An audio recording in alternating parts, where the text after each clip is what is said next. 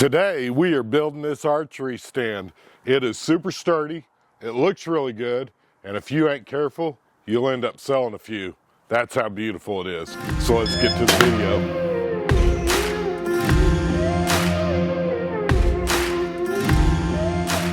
Welcome back to the channel. If you're new to the channel, let me introduce myself real quick. My name is Dale, and we're going to go ahead and get started. Don't worry about writing this list down. It'll be in the description below, but you're going to need 3 4x4x10 treated, 3 2x6x10 treated is optional. You're going to need 6 1x6x6 for the roof. We're trying to keep this build cheap. And then lastly, you're going to need 2 2x4x8. And again, on them, it doesn't matter if it's treated or not. That's up to you. Same with the 2x6s. You could get treated.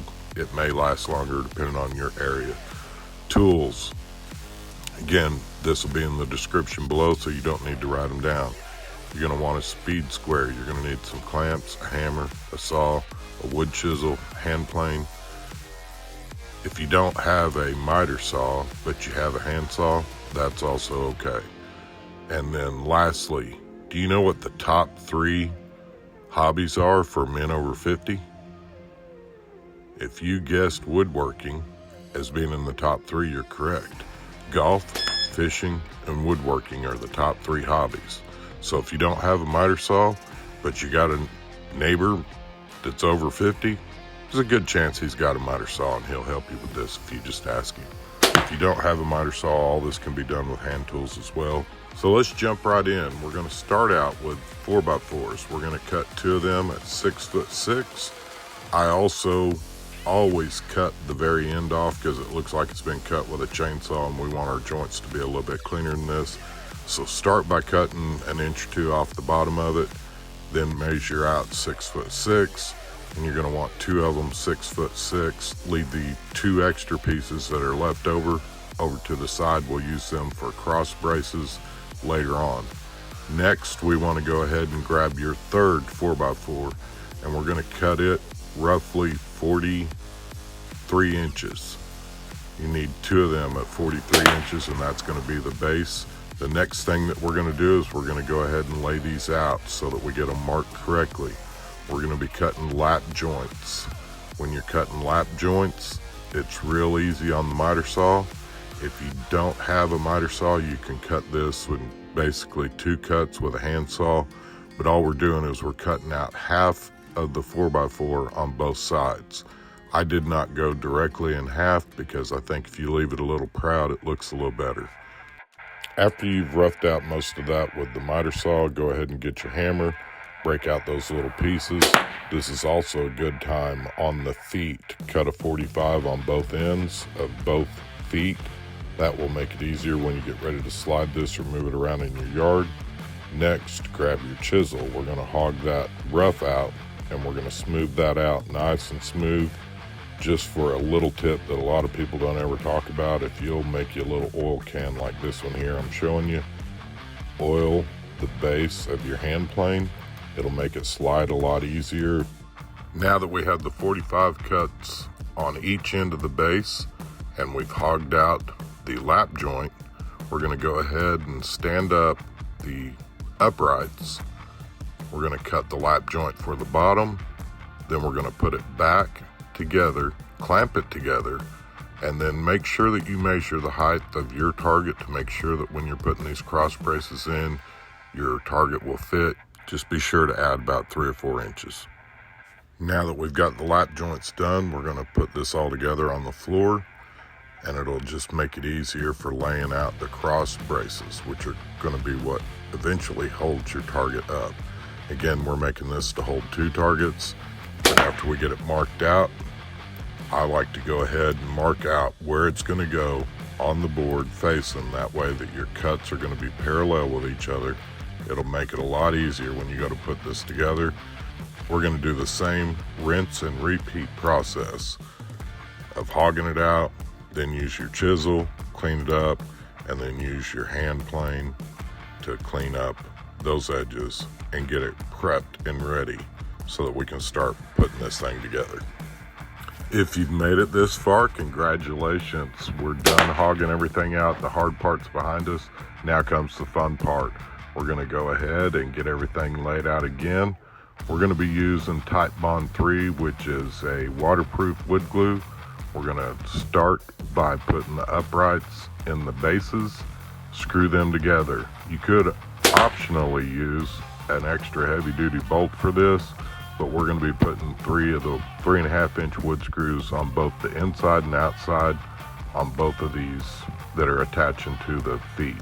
Since we are doing 2 targets, we're going to have 3 cross braces, one to hold the bottom, and then you've got a middle, and then your top brace, which just holds the frame together at the top. I didn't tell you what width to cut these because it'll depend on how much you hogged out for your 4x4. Just add that space, whatever it is, plus an inch or 2 to the width of whatever your target is, and then cut all 3 of them exactly the same. Next, we're going to clamp this all together after we put glue on both sides, and then we're going to use the same 3.5-inch screws to screw this together. Optionally, you could use long lag bolts. I'm just trying to keep the cost down. Next, we're going to cut the 2x4s. On these 2x4s, they're roughly 2 foot long with a 45-degree angle cut on both ends. This will be the brace that will support the upright to the bases. Go ahead and glue and screw them in. This thing's getting kind of heavy, guys, so luckily for me, Lee's coming over here. If you guys don't know Lee, him and his dad have a channel called Husker Hunting. I'll put a link down below in the video. That's actually where I got the idea to build this. His is a little bit different than mine, but essentially it's the same idea, same principle. About the only thing different we've done on ours is I wanted it for 2 target. While I'm waiting on Lee, you guys can see we got the Bulldog Plus down here. We've already done a video on it. Take a minute, comment down below. What target do you think we got in here? I've mentioned it in another video that I believe I've found, bar none, the best archery target, especially for beginners, especially for shooting long distance and or getting your bow sighted in. Comment down below, what do you think this target is? I'm not gonna show you in this video, but this square up here was built for it. And then also, if you notice, one thing that I did kind of want to point out, this top target is kind of centered up for my height because I want to be shooting straight. I don't want to be shooting down. I want to be shooting straight. Ponder on that one. Why would I be wanting to shoot straight? Comment down below. Next thing that we're going to do is we're going to grab 2 more of the 2x6s and cut out the frame for the roof. It's real simple, guys. All we're building is a box. Just make it about an 1/8 inch wider than whatever your uprights are on your target stand. That'll make it easier when you go to slide this onto the top. We're going to put a 412 pitch on this, which is just a standard pitch for keeping rain off. And then we're going to take it outside and start screwing it together, and then we're almost done, guys. We're going to start shooting in a little bit. This is fun. We're almost done. Lee had to go back home, so another pro tip here, if you're putting this roof on by yourself, you'll notice I got a couple of pieces of the 2x6 scrap clamped onto the 4x4 so that when you go to slide this over the top, it'll actually hold it for you and you don't have to, it'll just make your life easier.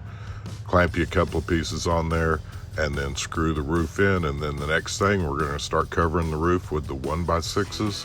We're going to cut these 1x6s an inch wider on both sides. So whatever your overall width was for your roof, just add 2 inches to that, cut them all. Again, this is 6 pieces and it's going to cover it all. It's going to leave a little bit of gap for the swelling of the wood when it's raining.